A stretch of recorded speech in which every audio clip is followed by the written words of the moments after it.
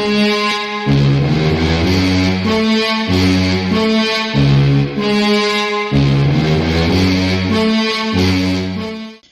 what's up guys? Today we're going to be learning about how to play the Italian, and this is going to be at a special request from Caden and Evelyn, also known as Cow and Egg.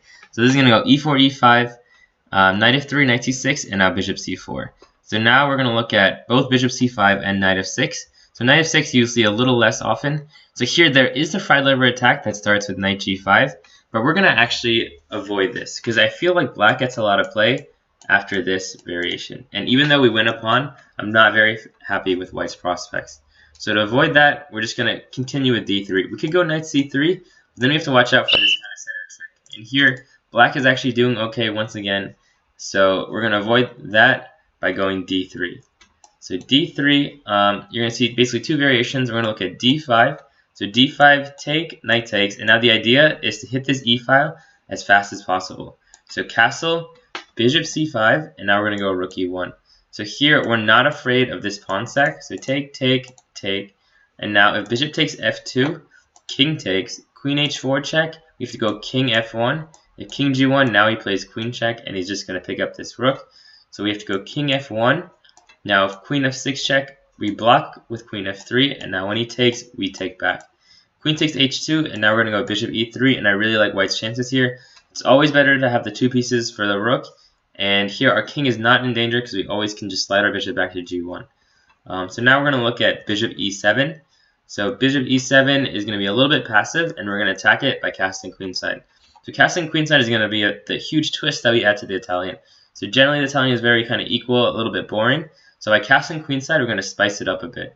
So here we're going to go knight c3, d6, we're going to go h3. So we want to go bishop e3, but as you're going to see in a bunch of openings, black has this idea of going knight g4, and he's going to trade his knight for our good bishop. So we have to always avoid that by going h3. So castle, bishop e3, knight a5, or bishop e6. We're going to kind of treat it the same. We're just going to slide this bishop back to b3, let him take.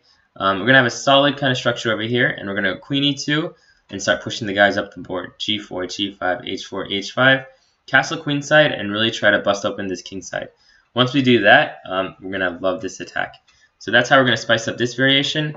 Now we're going to go back and we're going to look at bishop c5. So here, if black plays bishop c5 here, we transpose and we just go knight c3. So now we're going to look at the slightly more common move order of bishop c5 first. So here we're going to go knight c3, knight f6, and now d3. So now this whole opening is going to revolve around essentially bishop g5. So if they say, for example, a castle here, we're just going to go bishop g5. And the idea is knight d5, queen d2, and take queen h6. So basically d6, knight d5, bishop g4, and now queen d2.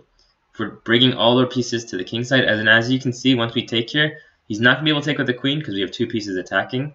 So let's say, for example, bishop takes f3. We can actually ignore this whole capture and just take on f6. So after pawn takes, we play queen h6, and there's no way to stop knight takes f6 check and queen takes h7. The only way is to sacrifice your queen. And that's definitely going to be good for white. Say, for example, they don't take. We can also win by queen g5, forcing g6, otherwise mate on g7, and now queen h6. And now there's no way to stop this mate on g7. So that's how you're going to attack. When I was a kid, this was the easiest way for me to win all my games. I would just follow this same pattern, and I would love it when they played e5 against me. So now we're going to look at some slightly different move orders. So let's say they prolong it. d6, we're going to go bishop g5. If bishop g4, we're going to go h3. So if they're trying to copy you, this is the perfect way to beat them. They're going to go h6. We're just going to take, and it's going to be just game over. Because now we're going to win the queen too. And now here, like after rook takes, the only thing you have to really watch out for is this move. But here, we're just going to castle queenside, and this is just completely game over. So now let's say they try to stop you from playing bishop g5. They go h6. So now we're going to still try to get this bishop on g5. And the way to do that is by going h3, g4, g5. So we're going to go h3, they're going to go d6, and we're going to go queen e2. Another good waiting move is bishop b3. The reason we want to make waiting moves here is because right now, black doesn't know you're going to castle queenside. He thinks you're castling kingside, so he's not really worried. See, when he castles kingside and we castle queenside, we can start pushing our pawns and get a really nice attack. So we want to kind of catch black off guard by kind of making the subtle waiting moves, waiting for him to castle and commit where he's going to put his king. So now if they castle, now we're going to see ideas like g4. G4, let's say they go like bishop e6. Now we go g5, take, bishop takes. And now once again, you're going to see this idea of putting pressure here. Let's say take, and maybe like rook e8. So here you know how to finish this off. We're going to go knight d5, rook g1, knight h4, knight f5. Obviously, if it's winning material, we don't need knight h4, knight f5 in. But basically, our pieces are going to come swarm this king side, and it's going to be very hard for black to survive. So that's the idea with this h3, g4 move.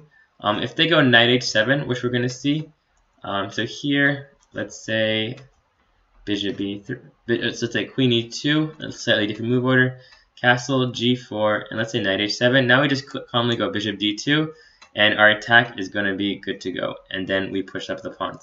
Remember, there's going to be a couple move orders that you're going to see, but remember the main ideas. If they go h6, we're going to try to go g4, g5, get that bishop on g5. If they don't, we're going to go bishop g5, and we're going to go knight d5 and double those pawns. Now, if they castle queenside, we're not going to go too deep into it, but we can try to wait, and if we castle kingside, then we can start pushing our pawns against their king on the queen side. The key is wait till see where they castle, and until then, make moves you're going to make anyway. That way, you don't reveal your hand, but you don't put yourself at any disadvantage. So that's how you're going to play the Italian. Hope you guys enjoyed the video. Once again, make sure to check out wolfchess.org. There's a bunch of good puzzles, videos, and lessons.